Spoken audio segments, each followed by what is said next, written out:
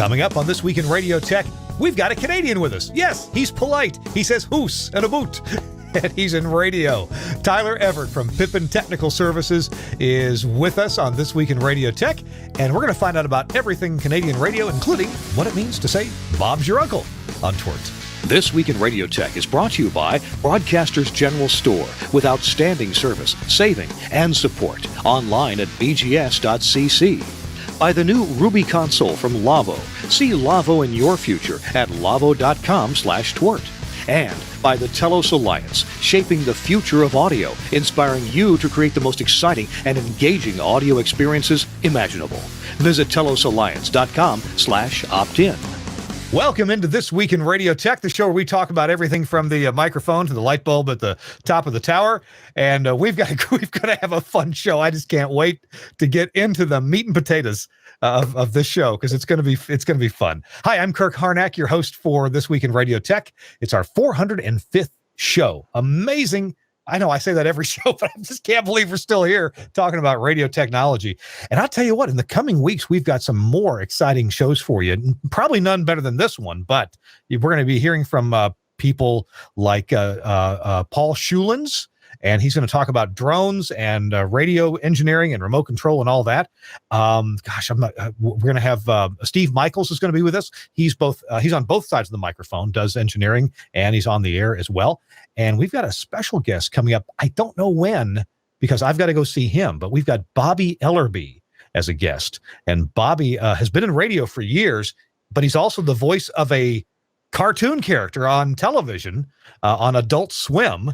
And he has an amazing collection of historical television cameras. So maybe you've heard of Bobby Ellerby. Anyway, Bobby, I just talked to him today. He's agreed to be a guest on the show, and we're going to go do the show live from his museum outside of Atlanta, Georgia. So that's coming up sometime this fall. I can't wait. Also can't wait to talk to this guy. It's been, has it been a week or 2 weeks? Chris Tobin from New York City. Hey, Chris. Now your mic. Somebody's mic. Yeah, no, it's me. Okay. Sorry. Yes, 2 weeks. Last week I was shooting a video at a club in New York City for a jazz artist, Justin Brown, I believe it was. Yeah. So it was good times. We had good times. That's got to be fascinating. Were you helping with audio, or what was your function in that? I was videographer. I was one of the four cameras. I was the moving camera, someone moving around, getting the shots close in, zooming around, creating all those effects. It was pretty cool. You're the guy that had to hold the camera and not trip on a cable or a person or a drink the whole time. That is correct. And let me tell you, I have a great appreciation for folks who do that line of work. I've worked with people like that over the years, but doing it more now than ever before. Because again, I'm the radio chief engineer, and I'm doing videography for the last 2 years now. And so it's like people are like, wait a minute, what do you do again? I'm like, yeah, I do transmitters. I'm shooting videos. And today I was actually setting up new lights in our performance space. So I'm actually doing some cinematography work as well. So it's good. Really? I'm having fun. That's pretty neat. I am learning. I mean, I'm an amateur photographer.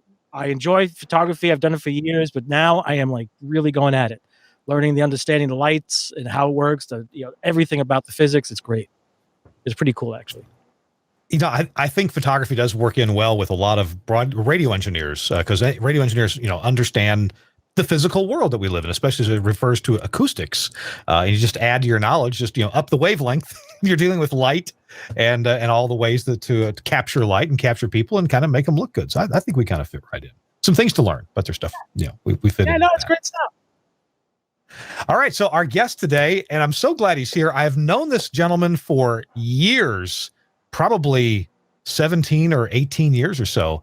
And I always have a great time when I get to, have a beer with him, talk about NASCAR or whatever Canadian things we're talking about. And it's my friend Tyler Everett from Saskatoon, Saskatchewan. Tyler, welcome in. Glad you're here.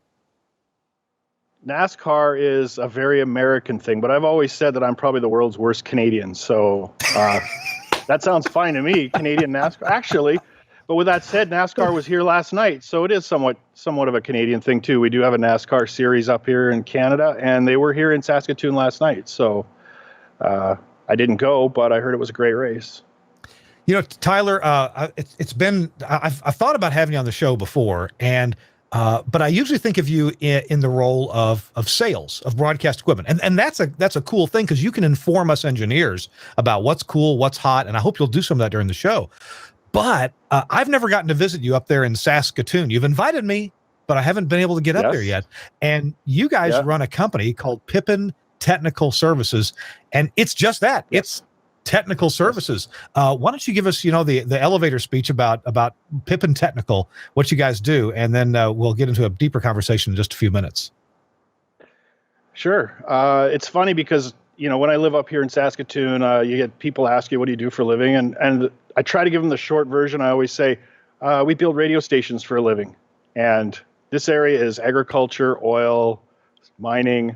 And so there's not a lot of people that understand media broadcasting, in our local community. So it's usually a short conversation. But that's what we're mostly known for is building radio stations. We do television audio stuff as well. Locally, we also do house of worship installations, pro audio, churches, auditoriums, anything that, and then also a whole area of wireless communications. So anything that transmits audio through the air or waves through the air, we'll tackle it. We'll take it on. But because of my broadcast background, that's kind of where I usually hang out, is in the radio part of it, which is what I enjoy the most. Hey, and after we hear from our first sponsor, I'm a little curious to hear about, if you could, think about the quick story of Al Pippin, the namesake of the company, and, kind of how he got the company to where it is. He's a fabulous RF engineer and advisor. So I'd love to hear about Al and hear about some exciting news about where you guys are taking the company to service, Canadian broadcasters.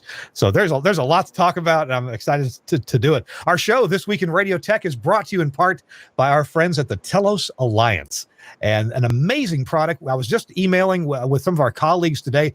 This product is on fire. It's flying out the door. It's the Telos VX. This is a SIP-based phone system for broadcasters. So, I tell you, this is one of the amazing things that Steve Church did before he passed on. Steve Church said, there needs to be a SIP VoIP phone system that has all the right interfaces and all the right audio processing for broadcasters. And hey, Suncast might put some pictures up here in a minute from the website, and I'll talk about them. But if you telephony is going the way of SIP and voice over IP. SIP and VoIP. And the good news is that SIP VoIP doesn't have to sound like a telephone forever, because SIP can actually carry higher quality audio. SIP can actually negotiate a video connection. Now, that's not in our on-air phone system, but the Telos VX is capable of doing something that we call HD voice. You may see this here. Here's a phone from my desk right here. It says HD right on there. Now, look, okay, I get it. It's telephone companies claiming HD. In the telephone world, HD voice is 7.5 kilohertz of voice audio quality. It's typically G.722. Maybe it's G722.1 or G72.2, but it's a G722 flavor. And this, for a telephone, sounds really amazing. So the Telos VX is capable of this. Of course, it's capable of making regular phone calls from regular phone callers, whether they're calling from a cell phone or their home landline or from a business phone, makes them sound as good as possible because it interfaces digitally with the phone company. And really, this means that when the cell caller makes that phone call, yes, there may end up being a translation from one protocol to another, one algorithm to another. But the Telos VX basically will take the last point it was encoded at G711 and put that on your air. In other words, there's no further translations of digital protocols by the time it gets to on your air. So the Telos Alliance, I've gotten to work with some of our installers like Joe Mauck and Joe Talbot. We've put Telos VX systems in some big television and radio network facilities, and the feedback we get from the chief engineers, from the audio designers in television facilities, the A1, right? The A1, the audio producer, the audio technicians, is that we've never heard our phones sound so good. And that's the feedback we get. Of course, it makes us delightfully happy. The Telos VX has Omnia audio processing built into it. So on every single call, you get the best quality possible. And as I mentioned, if you can arrange to have your own PBX, maybe an Asterisk PBX, a lot of stations are doing this now. you can put a little app on all your employees' phones. And when they're out and about, when they're out in the field, when they need to make a traffic report, a news report, when they need to do a live remote broadcast, they can open that app, dial a 3 or 4 digit number.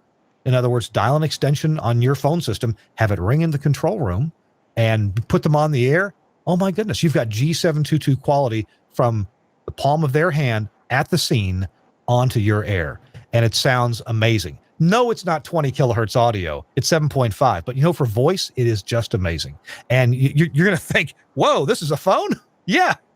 So your reports from the field, your traffic reports, your if you're doing a live remote broadcast, you want to interview somebody, a newsmaker or a sponsor, way better to do it this way. And it's all possible with the Telos VX. So there's the Telos VX. That's the big system.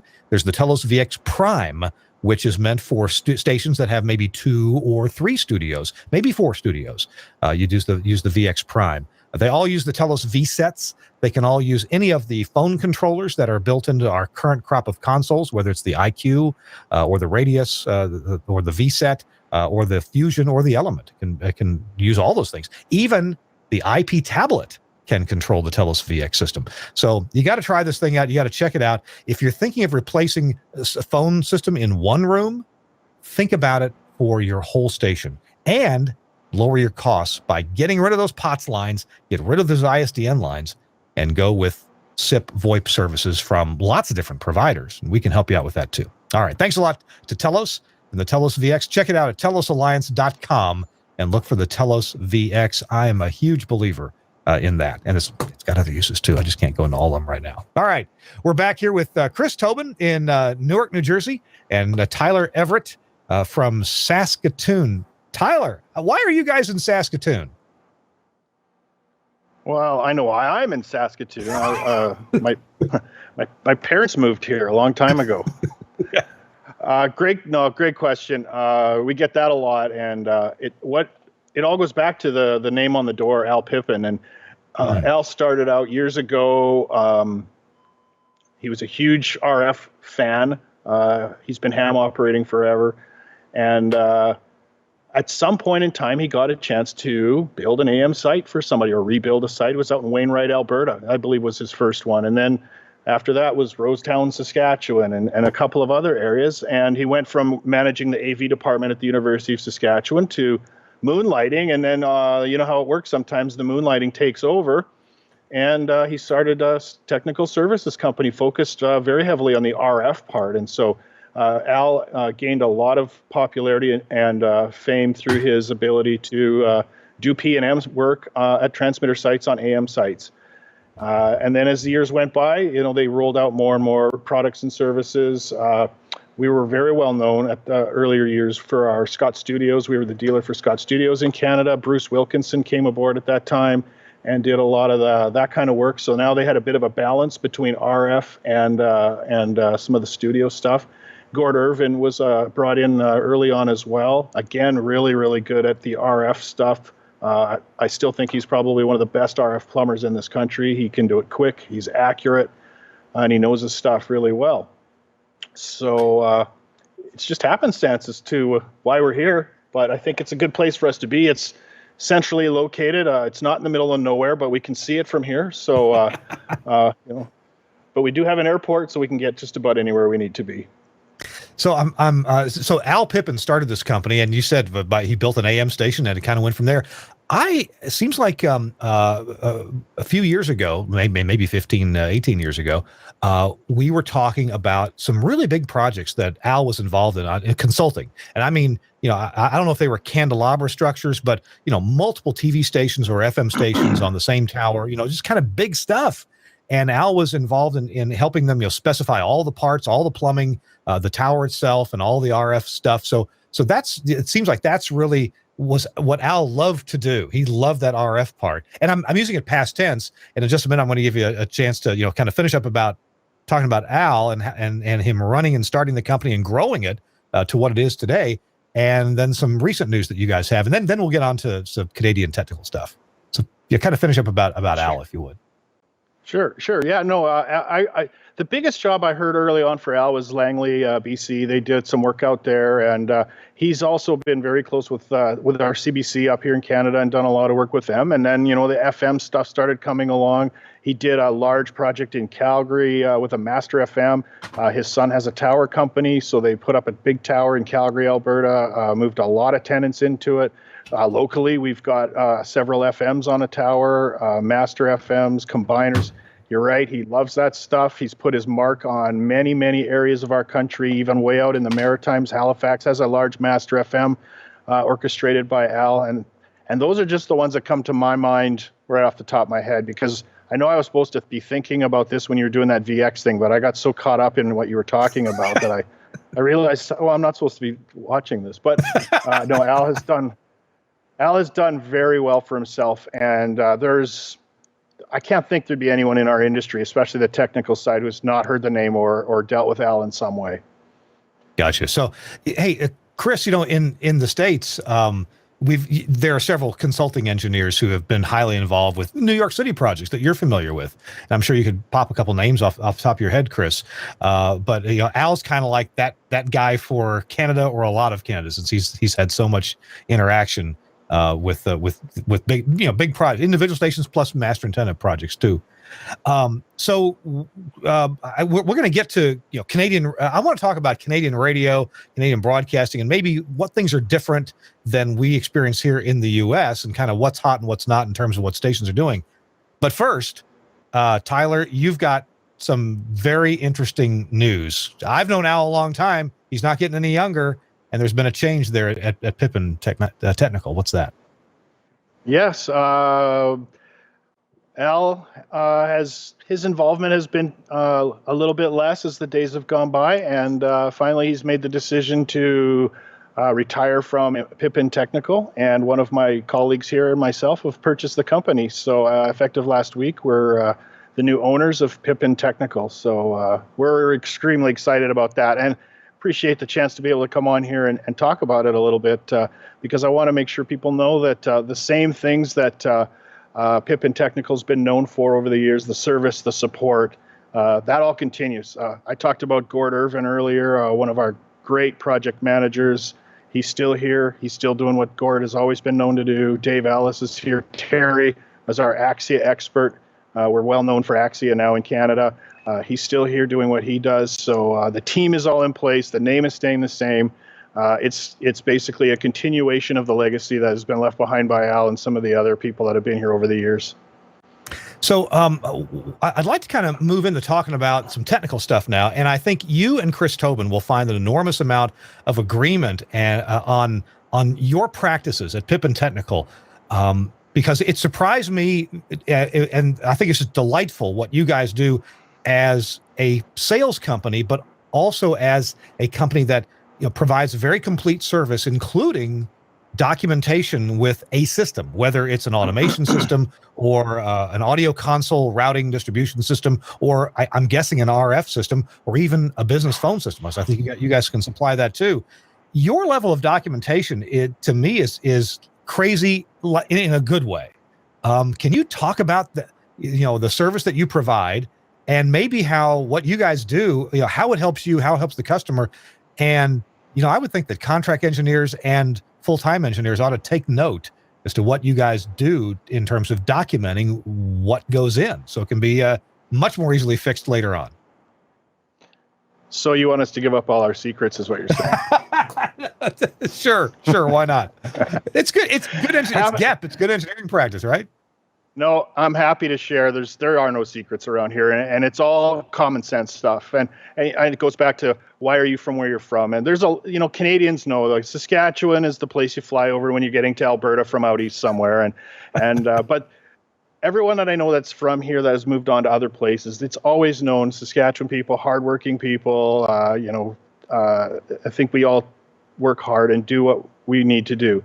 And that's the kind of thing we bring to this business, this company. But as far as what we do as terms of service, and that is and will always remain the last word in our names, Pippin Technical Service.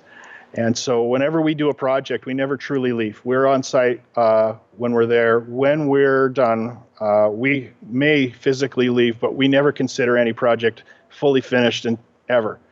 We put a lot of our own ownership into it, and that goes down to the documentation. And the guys, it all starts at the beginning of a project when we have communication with the end user as to what we're doing, what we have. That documentation starts at that point and moves on all the way out to the very end of the project, and we wind up with a very thick book that gets left on site when we're done, and it contains all the wire numbers and all of the information that should be provided with any project like we do. But what makes it easy for us and helps us help the customer in the future is, of course, everything's based on some kind of standard that we've come up with. So if you pull off a wire or read off a wire number to us in the rack room, just that number tells us what it is.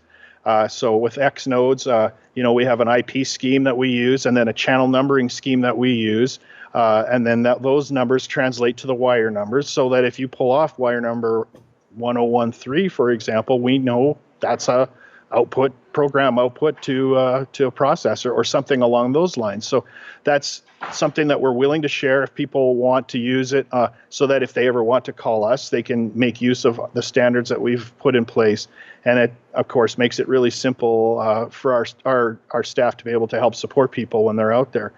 Even the colors of the wire that we use, we have a color code standard here that we use. Green is Axia, and yellow is, I believe, for the extenders, and it goes on from there. So we use different color codes for different things, again, to help identify things quickly and easily. And it's our opinion that the more that's used throughout the industry, the easier it is for us to help.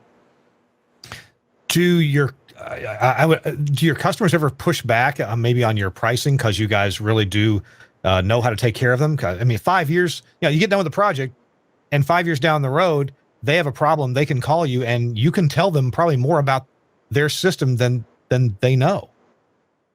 It happens. I mean, sometimes there's turnover at the radio station, and the person that was in charge when we built it may not be there anymore, or whatever the circumstance may be. And yeah, we keep the documentation here as well. So certainly we have a good ability, and we never leave that stuff behind. Pushback on pricing. Always. There's always, people want more for less, the most for the least. I do the same thing when I'm trying to buy stuff from Telos. So it's the way it works. It's all part of it. That's just life, right? I think I shouldn't say this because I'll end up getting a lot of calls, but I was going to say anybody who pays full price for anything is crazy. But now everybody's going to call me up wanting a deal. But that's right. Well, you sell everything about it. You sell stuff in Canadian dollars, so it's always cheaper, right? It's always a lot more. I think for like 2 months, about 3 years ago, we got all braggy up here in Canada because the Canadian dollar exceeded the value of the U.S. dollar. We got pretty smug about that, and now we're being paid back in a big way because the dollar is exchange rate is part of the business up here, and people have to. That's part of the consideration, and it's troublesome because they look at the list price and then they say, well, how come it's more than the list price? Well, that's the exchange rate. There's import fees and all those kinds of things that we do. And we just take care of it, and that goes to with the support and service part of it as well. We service everything we sell. I get calls from people who have bought things they didn't buy from us, but it's a problem for them now. And can we look after it? Sure. That's what we're here to do. Send us whatever it is. We'll take care of it for you. It often requires shipping back to the U.S. We've got Mike here on staff, best shipper we've ever had. The guy knows what he's doing, makes it easy for people, and that's kind of what we feel our job is make it easy. So if people want to make use of our ability to do that, we're here to do that happily.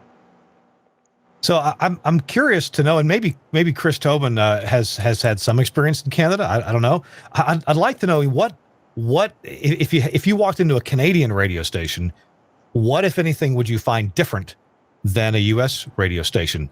And of course, I joke when I say other than a lot of Shania Twain and Bryan Adams songs, and maybe some Anne Murray. So what seriously, from a technical point of view, what would I find different in Canadian stations, or maybe in stations that Pippin has engineered and put together? Well, you and I had that long talk about Canadian content and how it works and what it is, and that's probably a whole nother episode someday down the road, because I got to go study what the whole Maple MAPL thing is all about. But and people always say Bryan Adams, but actually Heart is more Canadian than Bryan Adams due to the fact that they recorded in Vancouver. But what you just see different. We talk funny, and we're different in that regard. And everybody here can make facial expressions just like Jim Carrey can. So it's a real fun place to work in radio out here. So, Will, is it required that you have that every station be located close to a Tim Hortons? It's not required. It's just a fact, because they're on every single corner in the entire country. In fact, they opened a new one about 600 yards from our office here. So we've got one just down the street. I think the biggest thing between the U.S. and Canada is we're about 10 years behind. And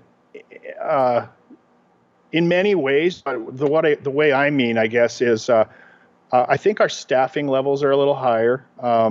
And the equipment, from what I've heard, we're the Enco dealer for Canada, and Patrick Campion, when he was with Enco, came up here, and we did a whole bunch of demos for people, and he made a lot of comments that helped me understand that, there's a lot more people in the hallways, there's a lot more studios, a lot more stuff, and he said, this reminds me of the radio stations in the U.S. 10 years ago. So I think that has a big part of it. The other thing I think is you have a lot of technical staff I feel like, because of how many contractors there are in the U.S., I think there's a lot more staff engineering in the Canadian market, on staff people. Not to say they're not spread thin and working really hard, because I see that every day. People that are, they're pressed just as much as anybody. We don't have quite the number of contract type people, particularly in the West. Ontario area does have a certain amount of that. However, in the West, you see a lot of people that have their area to cover, but they're employed by the broadcaster. Gotcha. Okay. Hey, Chris, have you had experience in Canadian radio yourself? And you're kind of close to it up there in New York State anyway. Well, my experience has been, let me see, I've traveled up to Montreal a couple of times on a few projects on the periphery, and I attend CCBE 8 years now, so I get a chance to talk with and visit a few places. And I will say, and Tyler's right, it's different as far as time-wise, but I've heard the same thing about the 10-year difference. I don't know, the stations I've been into are pretty modern, or not modern, I should say, but seem pretty current. But what I always enjoy about the Canadian broadcasters is their approach to programming, their approach to a technical solution is always pragmatic, and it's like well thought out, and it's like, well, this makes better sense. Why not do it this way? And it's been fun. A few folks I've had a chance to work with, just in passing, has been great, and it's good. And it's funny what Tyler mentions about the documentation and the numbering scheme, and how he knows you give him a number of the cable, he'll know exactly what it does. I did that in one of my first jobs way back when. And about a year ago, went back to the station that I was working at, which we employed that wiring scheme. And the transmitter site, everything was still the same except for one of the 6 transmitters. And the engineer on duty was like, yeah, all these cables on the wall and through the conduit, the cable trays have numbers at the end, but we can't find the documentation. The last owner, something changed, whatever. I looked at him going, oh, I can tell you what that is. Every one of them. I told him exactly what the cables were. He looked at me like, how did you know that? I said, I'm the one that put the cable number on there, heat shrinked it, and employed this system. I gave him all the information about it. That was 31 years ago when I did that. Oh my gosh. Oh, wow. Tyler's credit, he's absolutely right. If you take the time and do the documentation, I've said this all the time, it's well worth it. And for someone like Tyler's company with Pippin, and I've heard very good things about Pippin in my visits to Toronto, and he's right. It could be 10 years from now, call up, yeah, what do you got? No problem, make it happen. And that goes so far as customer support, and the name, somebody says, hey, I had this problem. I called this guy at this place called Pippin. They knew exactly what it was, and we got it fixed. Bam, you just made a new sale. New customer, everything else. And that's the kind of stuff that's missing. But I'm glad to see that he talked about it, because it's important. So, Tyler, coming up in a few minutes, I want to talk to you about the big players, the big radio players in Canada, And I suppose that would be Rogers, Bell, and Chorus. They're kind of the big groups in Canada, and how their operations differ from the smaller mom and pop operations. So I'd like to understand that a bit. Maybe it's very similar to the U.S. Maybe there's some differences there. Hey, you're watching or listening to This Week in Radio Tech. It's episode number 405, and our guest is Tyler Everett, my friend from Saskatoon, Saskatchewan, Canada. And he has been in the radio business for a long time, and his company, now it is his company, Pippin Technical, that's got to sound good, Tyler, Pippin Technical Services. They of course, they sell equipment. And they also, they're a sales rep for the company I work for, the Telos Alliance. And they also repped another company that I worked for years ago, which was Scott Studios. So that's what Tyler does. And he and his crew, he has some very sharp technicians and engineers on that crew. Our show is brought to you in part by our friends at VoxPro. We're going to hear from a VoxPro user, an excited one, in this video. You got to check this out and see if VoxPro is right for you. Let's watch it. Scott Feibush here at Wheatstone at NAB, and one of the attractions of the booth is one of the masters of the VoxPro. Caden's here. We got the VoxPro 7. Yeah, new VoxPro 7. What is new? What's exciting? So many new features. We got a built-in, like a mini processor. You can adjust EQs, de-essing, almost like a mini production studio. You want to jack up the levels if you got of a low caller. Also, we got the gap buster, where instead of sitting here on the VoxPro, if you're an advanced VoxPro person, instead of sitting there and editing out all the silence and stuff, basically hit 2 buttons, and all of that is done for you. Yeah, it's all about the shortcuts this year. Also, they built FX macros, which is basically a shortcut button that you establish at the top of your file. And instead of sitting there for 2.5 minutes during a song editing, all the ins and outs of the phone call, you can hit 2 or 3 buttons and in real time, doing it in about 20% of the time. So this is what we're going to see you demonstrating here. Yeah, for sure. And last year we went into the hotkey portion, and we can get a little bit more advanced and stuff like that, but there's just so much more stuff that is coming out with the VoxPro 7 here at NAB 2017. I'm going to stand back and watch you do your magic. All right. Check out VoxPro, and we're really glad to have them as a sponsor. I want to point out that the VoxPro, they have a slogan, and they're absolutely right. They are the world's fastest phone audio editing software and controller. You can use it to record calls that are live on the air. You can use it to record calls before they go on the air. That's how most people use it. And you know what? You don't have to record phone calls. Let's say that you have a live remote going on, but you're just not able to fit it in right with your own breaks. Or maybe it's important that you record the live breaks from the remote site. Do it with VoxPro, and VoxPro is absolutely the choice among the really talented, experienced, sometimes very well paid disc jockeys and air talent who put callers on the air. You hear callers on the air, and they're well edited, and the whole bit goes on perfectly. You can bet 9 times out of 10 it has been recorded and edited with VoxPro. People love it because it's built exactly for that purpose. You can check out VoxPro at the website, and I believe it is voxpro.wheatstone.com. voxpro.wheatstone.com. Check it out. Glad to have VoxPro as a sponsor, and it's available through Broadcasters General Store. So BGS is a great place to call up, go talk to Carly, or any of the people there at Broadcast General Store. They'll help you out. They'll get it to you quickly. They have a lot of things in stock, and they also have a lot of great quick drop ship relationships with manufacturers. So their phone number is 352-622-7700. That's 352-622-7700. They carry all kinds of cool stuff, and they can tell you what's hot and what's not. At Broadcasters General Store. The website, bgs.cc. Check them out. Thanks again to Broadcasters General Store and VoxPro for making your engineering life better. They really do. All right, it's Kirk Harnack, Chris Tobin, and Tyler Everett from Saskatoon, Saskatchewan, Canada, and Pippin Technical Services talking about radio in Canada. So, Tyler, I mentioned these big companies in Canada. We've got iHeart and Cumulus and Entercom, and some others that are kind of big, Town Square, I suppose. So what you got up there in Canada? Who's Chorus and Rogers and Bell? Who are they?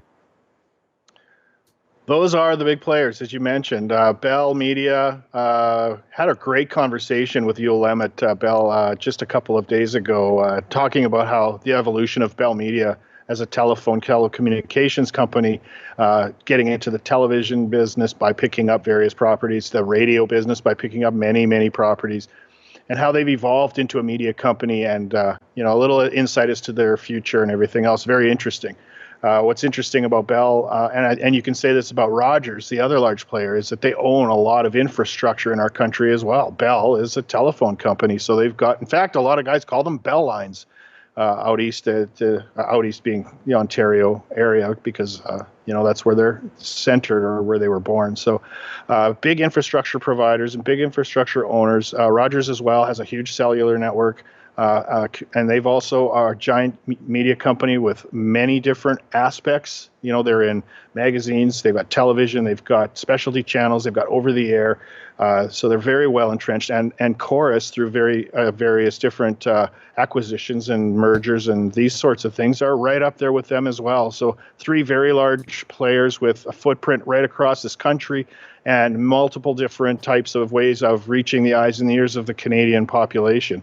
And I'd say right next to that, you get into companies like NewCap, who are also nationally scoped, focused on radio, a couple televisions, but lots of radio, and they can't be forgotten about either in that conversation.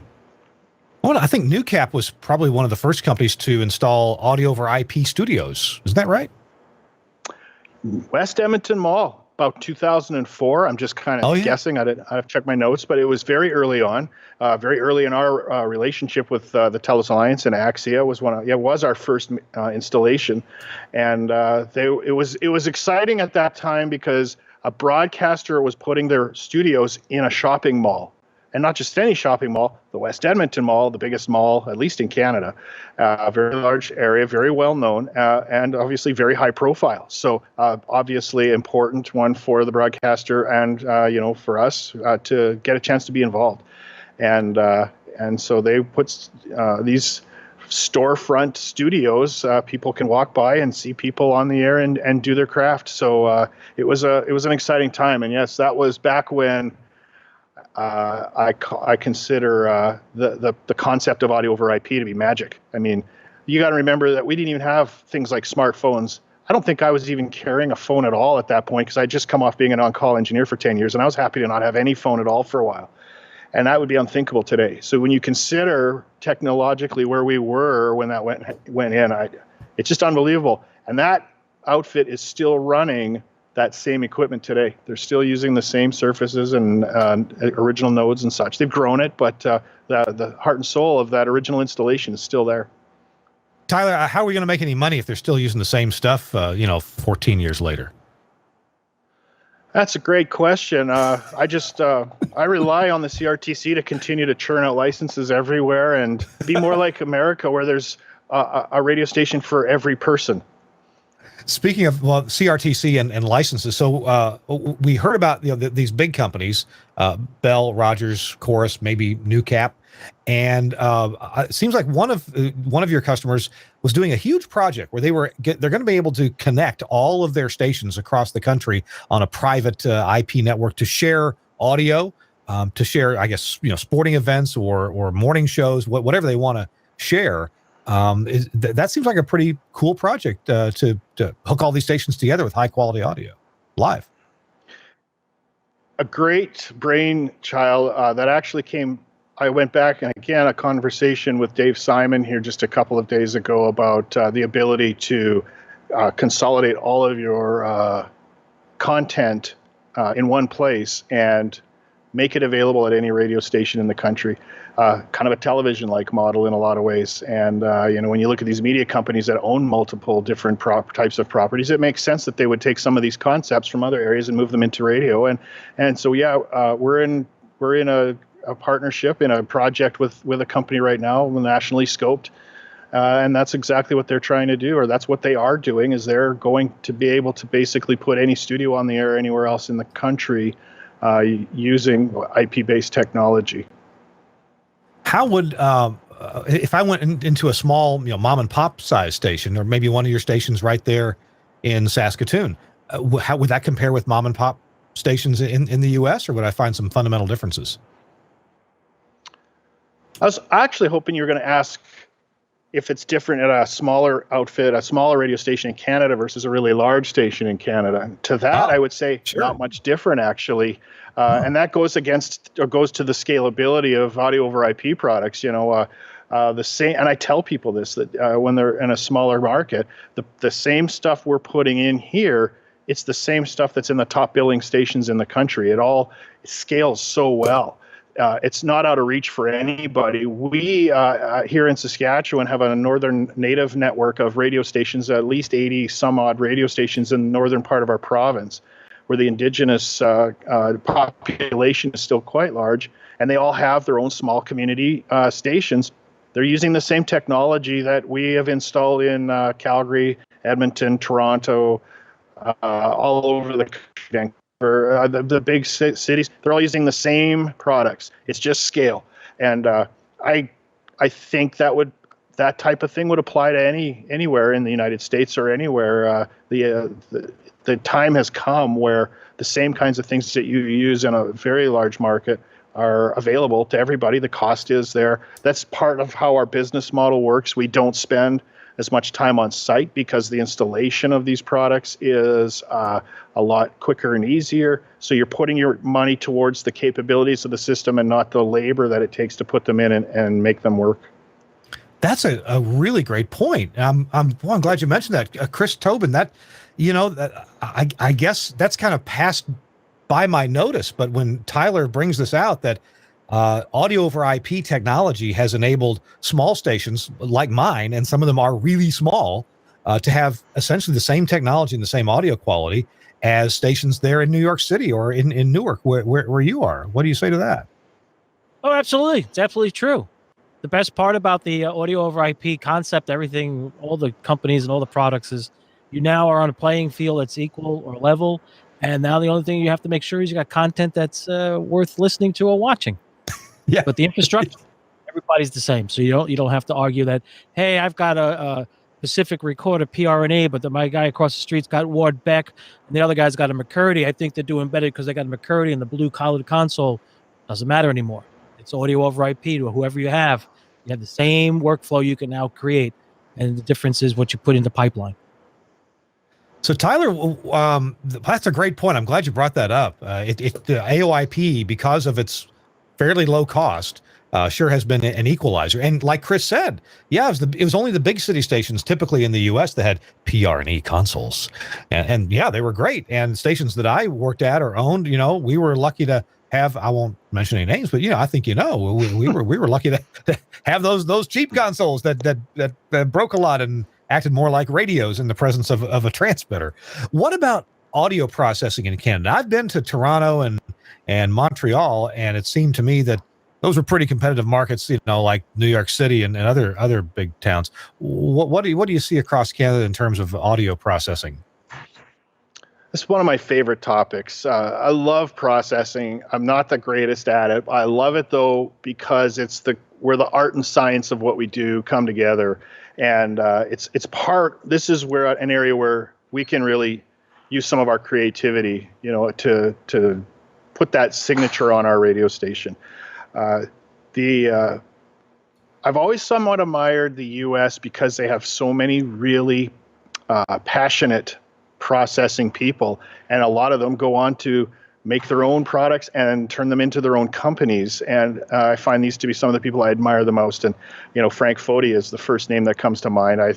He's a rock star in our industry, and I think what kind of excites me about him is he was a radio station engineer like so many people are, and he had a passion about a product and the ability to create it into something. I always admired the United States markets because I saw so much of that, and the more I put emphasis on it up here, the more I was pleasantly surprised that I don't have to go to the U.S. to find people like that. We have some real processing people up here as well, and Wally Lennox comes to mind right off the top. I talked to him just a couple days ago because we were talking about a few projects, and And we got talking about the Volt, and he had his first test drive on the Volt here on FM finally. He said, I put in 4 or 5 AMs. I finally got a chance to do the FM, and he had a lot of great things to say about it, really likes it. But he's someone that is always, when he was in his radio stations, it was something that never left him. He was always working on the sound of the radio station. Dave Simon's another well-known one. But there are people across the country that are very in tune with making the station sound great. They're looking at their competition. What do they have happening over there? Calling me up. What's the latest and greatest? Or what are the little tricks that we can do? What have you heard? Stuff like that. Mike Modney in Edmonton is he is an up-and-comer. Another one that I was pleasantly surprised was David Linder at the Pattison Group in Vancouver. We've had a few very great conversations about processing, and I'm just pleasantly surprised to see so many people that really put a lot of time and effort into the sound of their radio station, and they wear it on their shoulder as a badge of honor. They really put it into it. So it's a big deal up here. It is, and again. There's been a lot of great products made in the recent years that have closed that gap between smaller markets and bigger markets, and the Omnia One's like, I think, the top selling processor of all time. Entry-level product, entry-level price, gives smaller markets a chance to get right up there. And when we deal with some of these smaller market stations, that's some of the comments we get is, we want to sound like the big guys. What do you have? And we have stuff that gets, very, very close to that. And so I'm really glad to see how many people are still really have a lot of emphasis placed on the way the radio station sounds. So what do you, what's your feeling across Canada? Do Omnia, Orban, Vorsys, are they all kind of neck and neck? Is what's preferred where or for what? I can tell you I've sold a lot of 11s. In fact, I continue to sell 11s to the point where I'm like, have we run out of radio stations for these yet? Like, somebody will order, and I'm like, don't you guys have them already? Like, golly, we sold a lot of 11s. I feel like the 11, from my point of view, I feel like the 11 is, I don't know, I would like to, it's a multiple of anybody competing with it. It is a lot of 11s out there. And for good reason. It's a great product. GeForce, love it. I remember being in Corny's office when he was playing it for me the year before it came out. And to me, I said, organic. It just sounds so organic to me. There's this meaty, I grew up in the 80s, so I like that chunky 80s type sound. And I felt that coming back a little bit. And I really, really like the 11. And, I'm a huge fan of the declipper. I love this. Actually, this story involves you, Kirk. And this is quite a number of years ago. You were up at Calgary for, I think, a Wabi. And I said to you, do you think it would ever be possible online in real time to be able to declip program material? And because I had seen a command line version of that. And I thought that'd be really cool if you could incorporate that live into a processor. And you kind of said, oh, yeah, I think we could look at that. And that's something I could take back to the guys. And yeah, maybe we could look at that. And then a year later, Frank was up.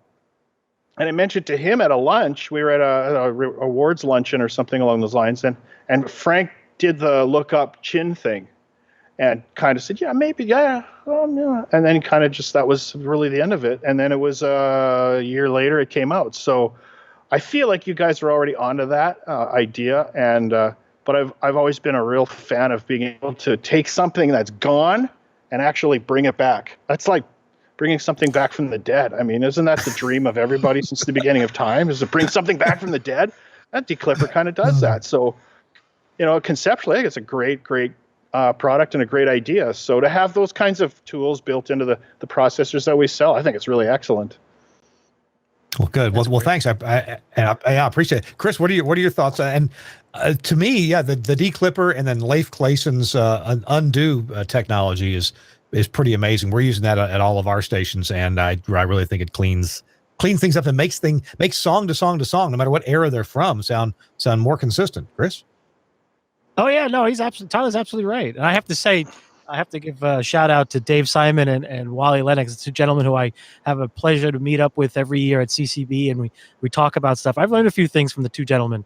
And the audio processing, Wally definitely, we had a couple of conversations, and I've heard some of the work, and those are guys at the top. And I've met some others when I've been traveling through Toronto and Montreal, folks that are audio gurus. And I have to say, it's a pleasant meetup, because you get to talk to somebody from a different perspective of the same thing you're working on. It's audio, but their approach is different than what you're accustomed to. I'm like, this is cool. It's like when I had a chance to meet Bob Orban once many years ago and actually talk to him on the NAB show floor about a few things. And his whole approach, he explained, he goes, here's my approach. Here's what I think. I'm like, whoa, this is pretty cool. And then Frank Foti comes to New York City in 1984 for that small radio station that makes the change of industry. And we were talking because we have mutual friends, and we're like, well, yeah, this is what I think we do, and this is how you should do it, and this is what you hear on the radio. I'm like, what? Fast forward to today, and now it's Omnia 11, the Volt, the One. I just put a Omnia 1 on the air for an old power TV station here in New York about 6 months ago, and it's like great, perfect box for this application. Nice and competitive, I will say that. Okay, the modulation is where it should be, but it's very competitive, and it's been great. So yeah, Tyler, you guys got a great situation in Canada, and Pippin is definitely poised for some good stuff, and sounds like you guys know exactly where you want to be. So there's one more quick topic that I want to cover, Tyler. You and I had a conversation back when the Telos VX came out. So when SIP telephony became really available for radio stations, and we were talking about the notion of an Asterisk PBX being very helpful to put in front of a Telos VX, right? So that you could take your external phone lines in and make your VXs extensions off of that, and program it and add a lot of functionality too to the Telos VX. As we all know, the VX is not a PBX.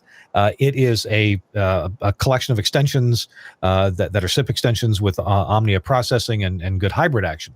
Well, you, Tyler, said, wait a minute, you mean we can put in an Asterisk PBX and we can attach business phones to this as well? Maybe we could sell business phone systems to radio stations and, be more of a one-stop shop, and maybe help stations not get so ripped off from some of these local phone suppliers that want to charge them, $500 just to walk in the door and reprogram a phone. Talk to me about what Pippin's been able to do to add that service on and really help radio stations by educating yourself as to SIP technology. This is another area that I'm really enthusiastic about, and telephones have always been that tough spot for the broadcast engineer. You got the two-way communication, and that's always a headache. And then there's always you have the office side and you have the studio side, and how to make them work with one another. Invariably, somebody calls down to reception, they need to get on the air, vice versa, and that's always a headache. And so when VX came along, it was a panacea, because we're going to have this ability to be able to solve so many of these little niggling problems that have plagued us for so many years. And you're right, when we got talking about Asterisk and the fact that we have to convert from something to SIP in a lot of cases, how do we do that? And I went through the normal channels of buying an appliance to do that. And then it was Joe Talbot had got me thinking about Asterisk. He told us a lot about Asterisk, and that's really where it began for me. And then you're right, I started thinking about this could easily be the phone system for the whole radio station. And I started talking to broadcasters about it, and it was CKDM in Dauphin. We did a project with them about, I'm going to say 4 years ago, maybe a little longer.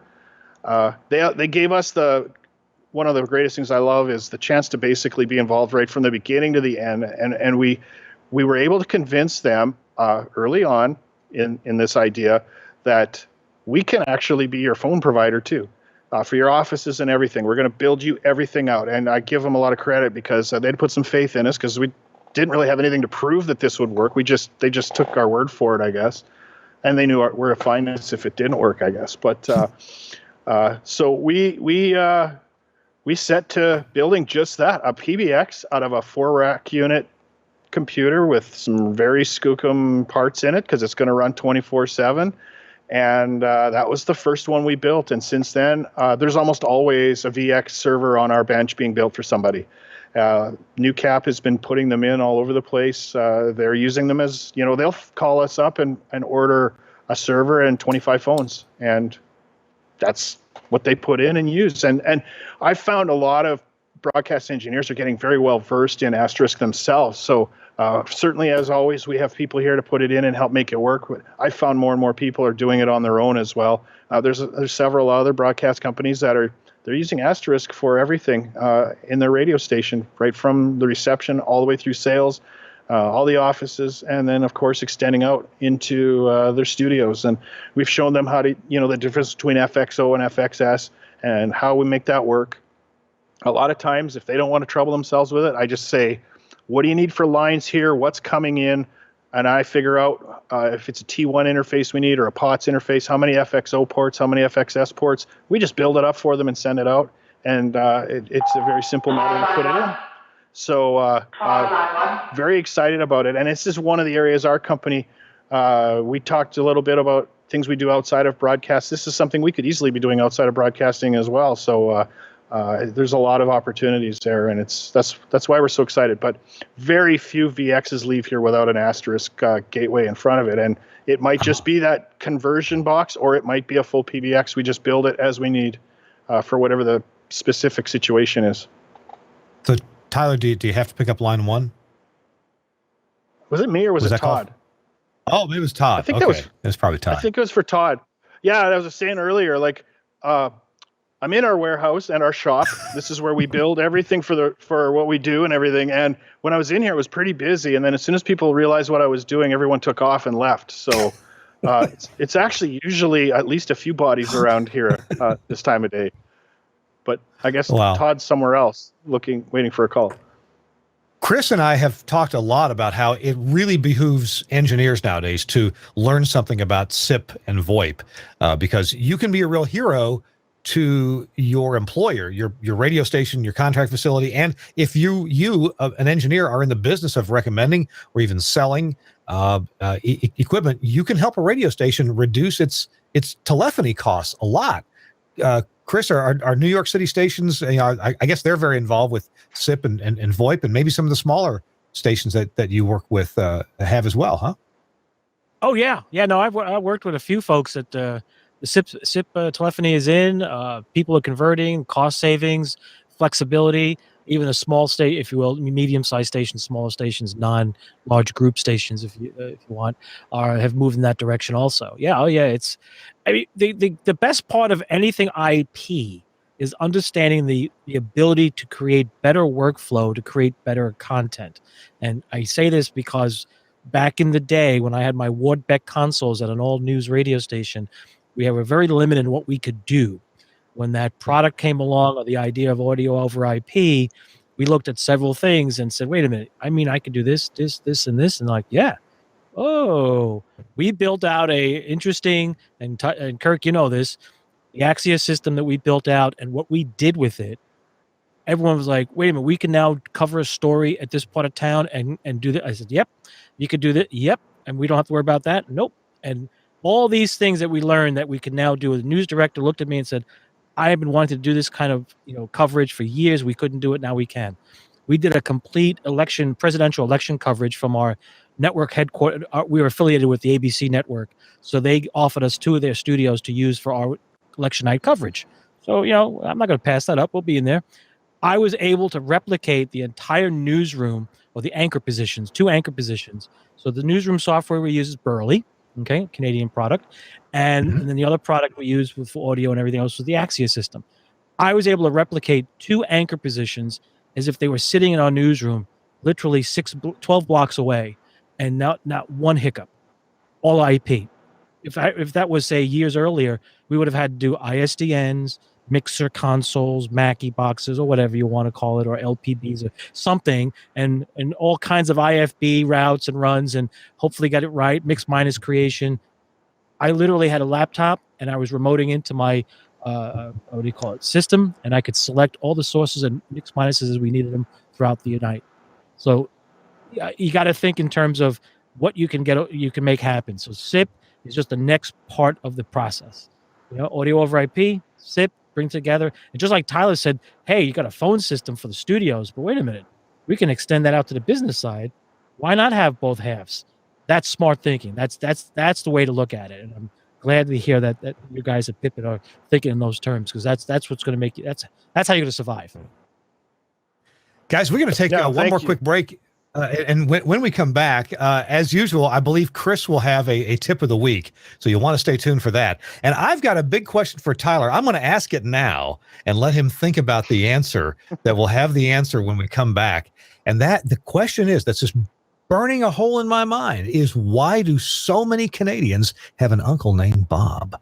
And that's what we're going to find out as soon as we get back from this message. Our show, This Week in Radio Tech, is brought to you in part by another player in the audio over IP, AoIP field, and that's our friends at Lavo. Let's hear from Lavo. We'll be right back. There has probably never been a better time in history to buy a new radio mixing console. Today's consoles are more sophisticated than ever, with more features and functions than you can shake a stick at. But have you noticed how complicated they are? There's a sea of knobs and switches and displays and buttons. Some of them look like you might need a pilot's license to do your show. Well, a board doesn't have to be complicated to be powerful. Just look at the new Ruby mixing surface from Lavo. The first thing you notice is how smooth and streamlined it is. Ruby has lots of cool tech, but what it doesn't have is that confusing ocean of buttons that clutter things up. Now, we all know that there are some console features the jock only uses once in a while. So why dedicate controls to them? Ruby fixes this problem by moving those once-in-a-blue-moon controls to a touch-sensitive, customizable GUI that happily shares screen space with your other studio software, helping you fight control room clutter. Thanks to this design innovation, talent that use Ruby produce smoother shows with less errors. Controls that are used the most fall naturally to hand, while functions that rarely need adjustment are easily controlled with just a couple of clicks in the context-sensitive GUI. And Ruby has cool features you won't find on other boards, like Auto Mix, an intelligent gain writing function that guarantees the perfect mix for multi-mic morning shows and call-in segments. Dual mode snapshots that instantly switch the motorized faders between on-air and production modes, and enough DSP and I/O options to make even your pro sound pals green with envy. And because quality is as important to Lavo as it is to you, every console is proudly built to fanatically precise standards at Lavo's own factory in Germany. If you're ready to declutter your control room, do yourself a favor. Check out the new Ruby and the other cool Lavo radio tech at www.lawo.com/TWiRT. Thanks a lot to Lavo for sponsoring This Week in Radio Tech. We sure appreciate that, and appreciate the audio over IP technology that they are involved with, like so much of the rest of our industry, making our lives easier. All right, how about the Bob's Your Uncle thing? Tyler, I love this phrase. And Bob's your uncle, and Bob's your uncle, right there. What does it mean? What does it mean? What does it mean? I don't know. I actually Googled it while we were waiting, but I can only tell my version of it was I was working for Joel Simmons in small market Southern Alberta radio, and he used to always say it. You know, he'd say, "Oh, we're going to do this, and we're going to do that," and Bob's your uncle. It means everything's going to be all right. Apparently, where it comes from is in Ireland. There was some guy, prime minister, and he abruptly hired someone else to be some treasurer, secretary, or something, and it was his uncle. So that's where that comes from. His name was Robert something, and he hired his uncle to be in the government with him, and everything's gonna be all right now because he's there. So, and Bob's your uncle came from an Irish saying. And there's a lot of Irish people. There's a lot of Irish people in Canada, and in fact, we have one here on our staff. My partner Christine Scanlon is from Ireland, and she talks like a pirate and has a great sense of humor and a very thick skin, which I think you need to survive around here. So. Well, I know that you and I have talked numerous times about technical things, typically audio over IP setups and VX, SIP telephony and audio processing, the things we talked about on the show today. And so often you will, like I'll help you find a solution. You'll kind of read the solution back to me, with your own embellishments. And at the end of it, you always say, "And Bob's your uncle." And at that point, I know, well, okay, he's got it. It's going to work. All right. I love it. And Bob's your uncle. Yeah. Chris Tobin, I don't know if you have an Uncle Bob or not, but you probably have a tip of the week for us. Don't have an Uncle Bob, but I think I'm going to start using that phrase again. I have a friend of mine who is from Ireland, and you would say it once in a while. I'm like, what the devil? But I forgot about the Canadian aspect of it. I got to remember that. Yeah, the tip of the week. Well, we'll revisit our little Swiss Army box here. You know, the little cable tester. I know it seems kind of crazy to have something like that these days, but you know what? This is an AES cable. So even though it's a wired cable and it's XLRs, it does pass digital. So you got to make sure the pins are right. That's a good handy thing to have. Trust me. Yeah. And then there's always let's make our RJ45 connector for that audio over IP product. And let's not forget in the kit what you always need to have. This is what I do to make it safe and easy. See if that works. See that little guide there? I hope that comes out okay. That's the pinout, the color code. It's taped on the inside container. Oh, taped. Yes, of course. And then there's by the way, I got to make a crossover cable. So here's a piece of paper with the crossover information. So that's what you do. Why do you do these things? Why go crazy? Why not just throw it in a big box like in the TOC and leave it there? Because it's time. Time is money. If I got to run around and make a cable do stuff, I want to be able to grab things, put it together quickly, and be done and know where I'm going. And if you don't want to think that way, then you probably should find another job because it's going to cost you. Your boss is going to come after you and say, why is it taking so long to do something? And if you're a contract engineer, it's going to cost you profits. So organize yourself. See, here's my little kit. RJ11 tester, little tone tester, wire tester, cable maker, right there. Sits on the shelf. Hey, so I know what to do. I used it this morning. Let me ask this advice on a kit. If you Google your RJ45 cable kit or termination kit or whatever, you find them anywhere as cheap as $11.75 for the crimper and a basic tester and a little pack of RJ45 plastic connectors.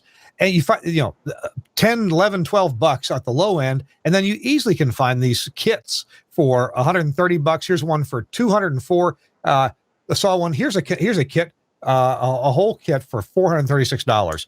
Where does an engineer need to be in price wise to get something that's going to work well? Well, you have to look at what you're trying to accomplish. I mean, if you're looking to run high data rates, you want to make sure you have a crimper that really crimps properly. You got to make sure you have the right connectors for the cable you're going to run. Is it solid stranded?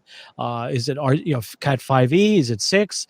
Cat 5e and Cat 6 connectors are different. The twist is different. Trust me. And if you're doing gigabit stuff, it's even more difficult. So you got to look for it that way. But if you're doing basic stuff, if you'd say doing studio hub work where you're doing audio over an RJ45 connection, you can go with a much cheaper deal because audio is more resilient than, say, Ethernet. It's an RF signal. Obviously, what you don't want is and I've had a crimper, a cheap crimper, that you just give it a good squeeze until it was finished clicking, and you'd probably have a good crimp, but once in a while, one of the wires wouldn't make contact. I guess the crimper, the metal that bit down, that pushed the gold connectors, and pierced the wires. I guess those, weren't maybe not as made as well as they should be. I found that if I just held it, squeezed really hard and held it, and then let go, and then go test it in whatever tester I had, I usually got a good crimp. But a more expensive crimper, I would hope, would be more sure. You should still test it afterwards. That's why, you can get a basic tester for cheap just to make sure there's continuity, and then you can get a Fluke or other tester that actually looks for the characteristics and make sure it's going to act like a Cat 6 cable should act from end out. I would definitely suggest if you're going to get a crimping tool, do not go with the plastic ones. Okay, that's what. Oh my goodness, yes, you're right. Yeah, spend the money for a metal crimper, and odds are you won't run into that problem that you just explained. It should work fine for the firm press where you hear it click. It should work all the time. If you don't have the proper cable and the proper connector and trying to mate them together, that too will cause the pins not to properly mate. So there's a few things. Research it, understand it. Remember, Ethernet is an RF signal. Gigabit, 100 megahertz, 500 meg, it's an RF signal. So what does that mean? Make sure the twist, common mode rejection, everything is where it should be. There's a reason for the twist at the connector. Do not strand it out. Yeah. Don't split it. I worked at a place where they split the pairs. One had the telephone Merlin system on one set of pairs. The other was the data. And they couldn't understand why some computers in the facility had trouble downloading files and doing things. I was like, really? Okay. So don't do that. Just because the pairs aren't used technically, they're part of the common mode process. And if you want to know more about that, go to Belden, look for the Steve Lampin information. He explains it very nicely with a little bit of humor, and you'll realize the mistakes you've been making because you just didn't understand. That's all. And I know Tyler's probably laughing, going, "Yeah, been there, done that at least a dozen times." Actually, I did laugh a little bit at the stretched it all out and undo all of the twists part, because I think I could have been guilty of that in early times. But I think we were only doing 10 meg back then, so I think we could get away with it a little bit. Trust me, we all have done that. And at 10 meg, back in the day when 10 meg was the 1 gig of today, you could get away with a lot of that. What I've tried to explain to folks when I've had people ask me to show things and go and do a little school stuff, I try to explain to them, understand today's stuff is not the same, so you can't apply that thinking. And they're like, what do you mean? What? Trust me, there's a reason why there's a $1,200 fluke tester that you need to use to certify your cable, not a $5 or $10 DC continuity. There's a reason for that. Once you get that under your belt, you're good. I tell you, you ain't lived until you've done DSL OBW. DSL OBW. That's DSL over barbed wire. Yeah. So whenever it rains or a cow rubs up against the fence, your DSL goes away. You laugh, but I did some traveling in Europe for a presidential detail for a broadcast network. And where was it? Mallorca? I think it was Mallorca. We were looking at the phone lines, and we discovered that some of the distribution that we were connected to, because we were having troubles making POTS work, we didn't even bother with ISDN. And one of the guys came back and goes, I think we're connected to a barbed wire fence. Are you what? I saw insulators on the barbed wire. That's how they put it. Oh, gee. We got to go. We got to go. Tyler, where can people in Canada reach out to Pippin Technical? Telephone 888-508-4677. Tyler at pippintech.com, PIPPINTECH.com. And of course, our soon to be upgraded considerably website, pippintech.com. Cool. Okay. Well, I won't put your email in the show notes, because then every spam bot in the world will grab it. But we'll definitely put your website there for you.